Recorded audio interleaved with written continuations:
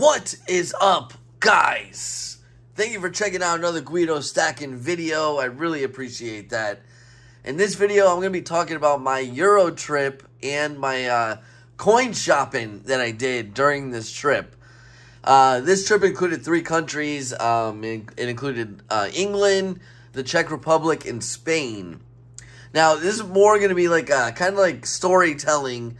I do have some footage in the shops, but especially in London, they were not very comfortable with me filming. And then in Spain, I ended up spending a lot of money, and it was a lot of negotiating and things like that, where I really didn't have the camera out, and it would have just been a lot of me asking, how much is this? How much is this? So I just really wanted to get footage of what the coin shop looked like and kind of the final sale, I guess you could say. You could see me laying out the cash or, you know, having the final receipt in the shop.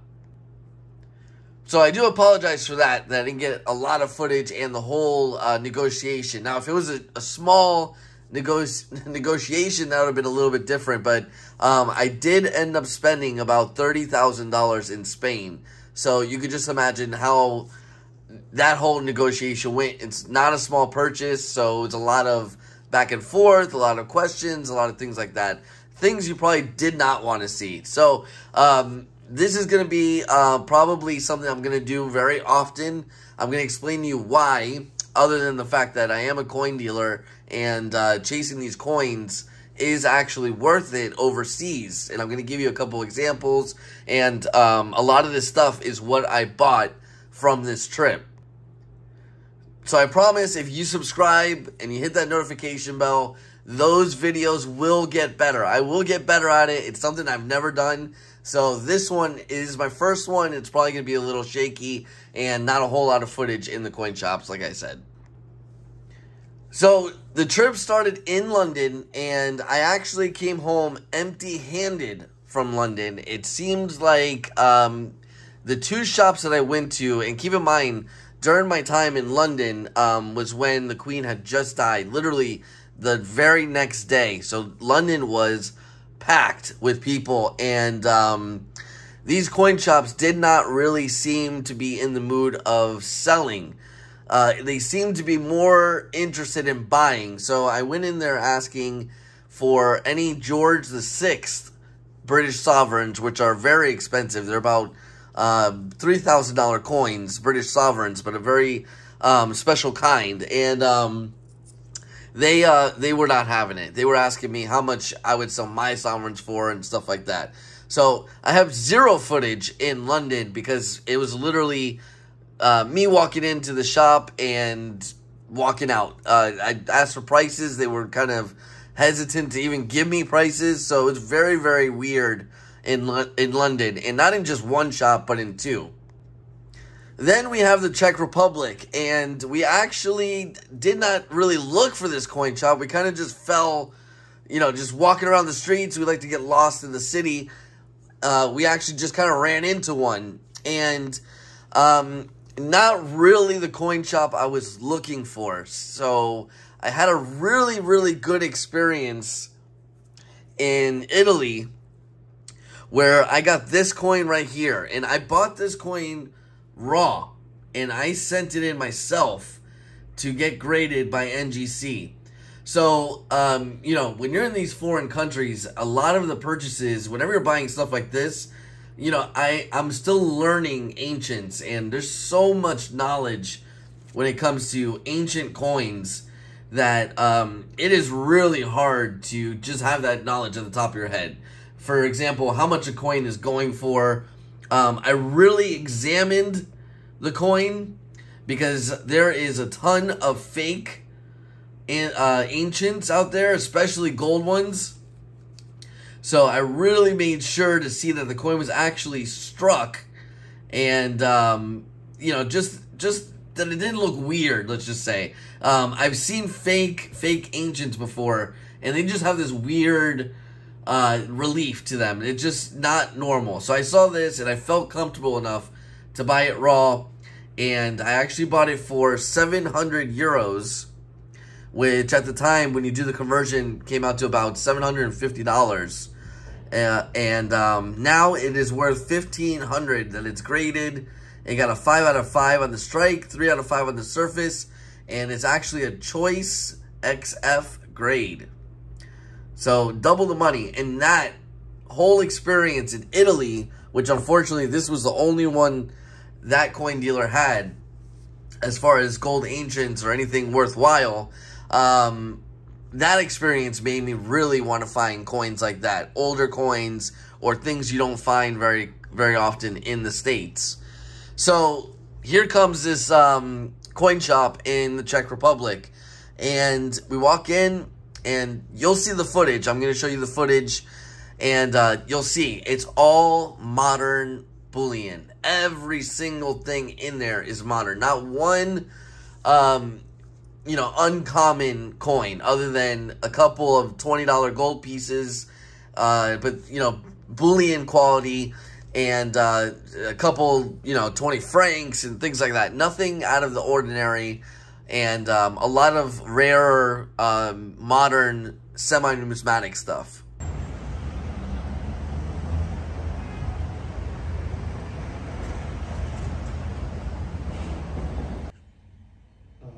The lion is 14. Oh, this lion of England, yeah, it's 14, so we are kind of on. Let me recalculate.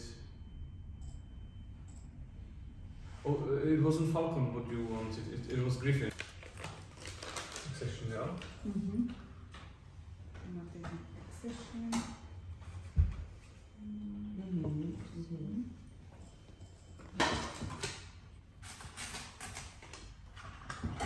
Is it correct? Yeah. So this is all yours. All right, thank you.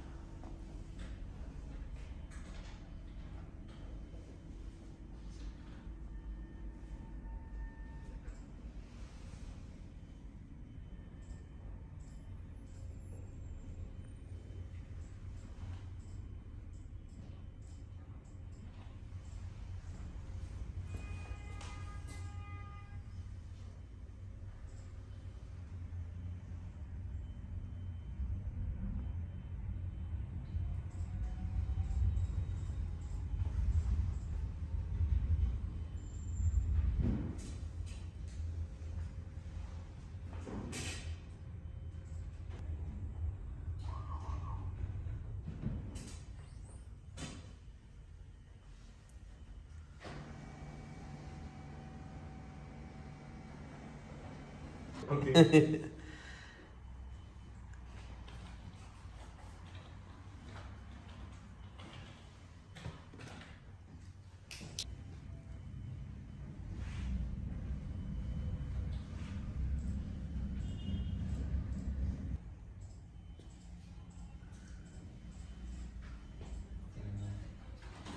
Zítra ještě přijdou listky a zkusit to jako, já nevím, co půjde přes ten jako český peníze poslat třeba s dolarama, jako dolarový obchod, víš? No, tak asi jedině, že to je podpěřím po kursu, víš? So as you can see through the show, in the showcases, it's all modern stuff, everything, all new stuff. Some, you know, like I said, rarer semi-numismatic stuff, but nothing really what I was looking for. And not only that, but to get the purchase done, and I'm only talking about $3,000 worth of coins here, and I ended up buying, and I don't have them all because I already sold some. That's a lot of money to be tied up. So some of the stuff I already did sell. Unfortunately, I don't have everything I bought from the trip, but I will show you some. So I bought the Black Bull from the Queen's B series, the Lion, the first one, right there, and the Griffin, which is actually sold as of last night. So I actually lost money on that deal. Once the conversion is done, even though their currency is less than ours, by the time I converted and took cash out of the ATM, I ended up losing money on that deal. And I didn't really realize the conversion. So this is where I'm learning still. So I didn't really realize what the conversion rate was or what the ATMs were charging me. But it wasn't a crazy amount, but it was enough to put me in the red on that entire deal. So it was a decent deal out the gate. So if I didn't have any conversion or anything like that, then I would have done okay. But after looking at the conversion, transferring into Czech Korunas, however you say it, I ended up losing money on that deal in the Czech Republic. Not only did I lose money on that deal, but I also wasted about 2 days because the initial plan was for me to wire the money to them, and I had so many issues trying to get money wired from the States into some strange bank account in the Czech Republic, you could just imagine. So that ended up falling through. If I would have got the wire done, then I would have actually made money as well. But because, you know, I wasted the guy's time for 2 days straight, I'm asking him all these prices, I really felt bad not to make any type of sale. So I ended up just buying these Queen's Beasts out of kind of feeling bad, you know what I mean? So I figured, why not? Whatever, it's gold. Hopefully gold goes up, or, you know, I'll just take the loss, but at least I'm not wasting this guy's time. So obviously there's limits on how much money you could take out at a time from an ATM, so that was a pain. It took me 2 days, almost 3 days actually, to get the full amount of what I needed in order to make the purchase. And this was actually not even the original thing I wanted from the shop. It was actually a huge Aztec kilo that I've never seen before. Ultra high relief, something I've never seen. And that's really what I wanted. But it was already very expensive. And I didn't have enough money to be able to do it. So the amount of money I was able to take out of my card, my debit card, versus how much it was, I would have never made it on time. And it would have cost me even more. So that did not end up happening. So it is what it is. Now, in Spain is where I did all this damage. So there's, as you can see, just on the thumbnail, $30,000 versus $3,000. And so in Spain, there is a section in Madrid where it's all coin shops. Literally like 5 or 6 different coin shops all together. It was amazing. And I ended up not going in all of them because I probably would have spent even more than what I did. So I try to stay away and limit to just 2 different coin shops. Now, one of the coin shops didn't really want me filming, so I got basically no footage in that one. But there was a small little one that I did most of my damage in that I was able to at least record the way the store looks. Este es nuevo, ha empezado funcionando este año, siempre fue una discoteca y no sé el precio, me imagino que no tiene que ser muy barato, pero ese pillaladito. Y luego, bueno, el otro que te decía yo, el de la morería, mira todos los que tienes por aquí. Ay, por aquí, por esta zona hay muchos, sí. Mira, también, este es el que te decía yo, pero está un poquito mal. Este es como bastante conocido, el de la morería. No queda muy lejos, es por la zona toda esta. Este también es bastante conocido. Sí, el del este.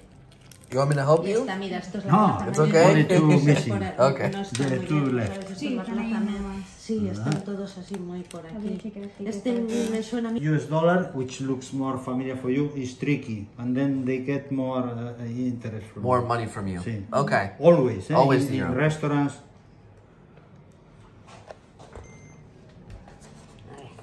Okay, you make signature. Now, it's in this coin shop that I did the damage, like I said. And this is pretty much what I bought, guys. I'm going to show you. Like I said, this is not everything I bought because I've already started to sell some of the stuff. It's gold, and you guys see how volatile gold's been. So it's not really something I can hold. I've already been back for 2 weeks. So I've already sold some of the stuff. But I'm going to show you what I have left and my plans for that stuff. So this is the kind of things I'm looking for, right? So we got the Cuban pesos. You can't get these in the States. The only way you can ever get them is through another dealer. You can't sell them on eBay because of the embargo. They're very hard to get, and they carry a massive premium. Now in Spain, they were still kind of expensive for what they are, but cheap enough for me to make a little bit of money off of them. And you know, a lot of you guys that come to my auctions on Mondays love those Cuban coins. So I bought pretty much every one that he had, and they're actually really, really nice ones. And then I bought a bunch of Mexican coins like this one here.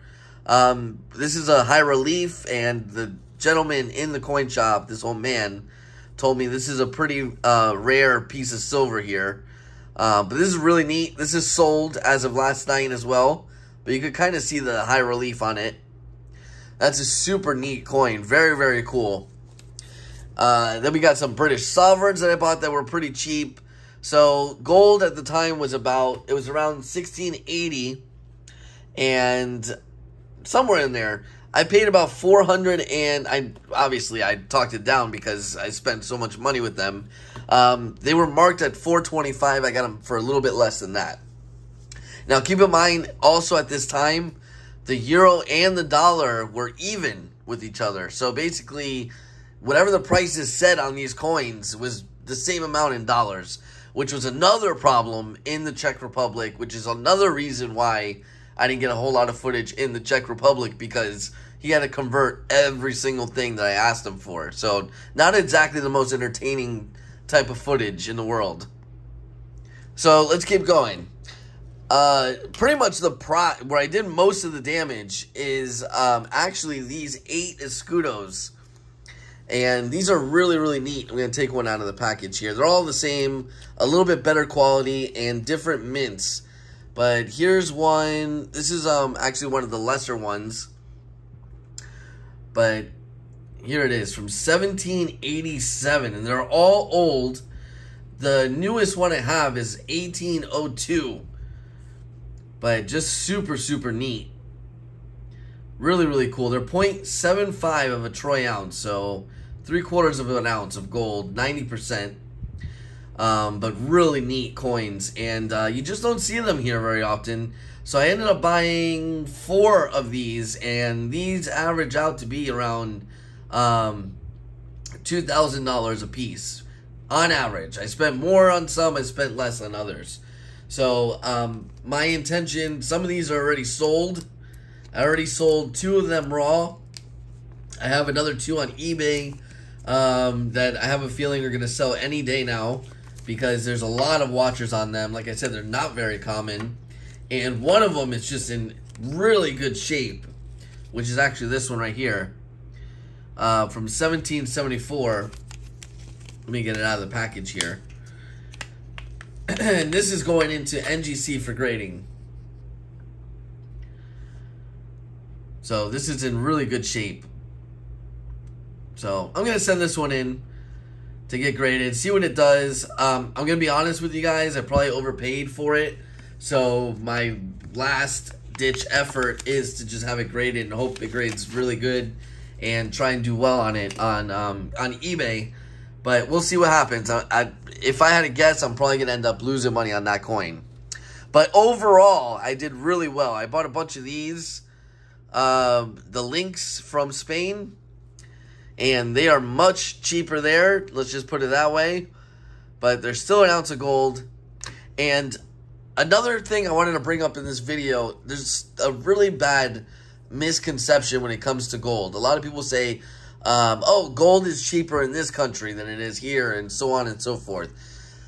When anybody is saying that, they have to be referring to jewelry. There's no way they're referring to bullion. The price of gold is the price of gold. And if you are buying, let's just say, the most generic piece of gold possible, literally just the gold, let's just say a bar of gold in Spain or a bar of gold here in the States, it is going to be around the same price. And that price is going to be based off the same spot price. There's no, it's cheaper in this country than it is here. It does not work that way. The price of gold is global, and everybody has their own way of dealing with the spot price. So you might, you're never going to get it under the gold price. Let's put it that way. Whenever you hear someone saying the gold in India or in the Middle East is cheaper, they're referring to jewelry, and that makes sense. Because if you didn't know, if jewelry is made in Italy, it actually carries more of a premium. Italian jewelers charge more for their labor than a lot of other countries do. And because of that, there's a premium on Italian jewelry. So if you were to buy the same exact necklace in Turkey that you could buy in Italy, the one in Italy is going to be more expensive just because it's stamped Italy and it was made in Italy. That's just how it is. So in that sense, yes, there is cheaper gold in other countries if you're talking about jewelry. Another thing, when it comes to jewelry, a lot of these Middle Eastern, and it happened a lot in the shop, would stamp their stuff 22 karat or claim it's 22 karat, but then when we go and test it with the gun, which is about 99% accurate, it will come back as 18 karat gold. So they're very slick, because 18 karat gold to like 22 karat gold, the color is very similar, and so is the feel. It's very, very similar. They both have a very yellowish color, especially from 20 karat to 24 karat. You really can't tell. So they always say it's a higher karat than it really is. And let me not say always, but a lot of the times they say things are higher purity, and then when you bring them back to the States and have it tested, it's actually not what they say it is. So just keep that in mind if you decide to buy gold overseas. Just a little tidbit. I might make a whole other video on buying jewelry overseas, but I just wanted to give you that information while we're talking about gold in foreign countries. Another really good buy are these. These are the 100 reals. And I actually bought 3 of these. Sold one last night. I got one more available for sale. And I kept one for myself because you do not see these in the States very often. If you look on eBay, there's probably about 3 of them for sale. They are very, very, very uncommon here. And they are really neat. So before going to Spain, I've never seen these before ever. And I knew they had to be worth something because I've never seen them before. So I bought all 3. Yeah, 3. I bought all 3 of them. Really, really nice coins. And like I said, one is for sale. If you are interested, you could shoot me an email. And then I bought this, 10 peso. I bought that on the cheap. And I bought this. This is from France. This is 20 franc, but one that's a little bit harder to get. So once again, this is probably going to get graded, and that's going to end up going on eBay. That one sold last night. So this is the stuff that I pretty much bought. Really nice soul from Peru. I mean, super nice. Really, really nice coin. And that was bought in Spain. And then I bought a bunch of these ancients.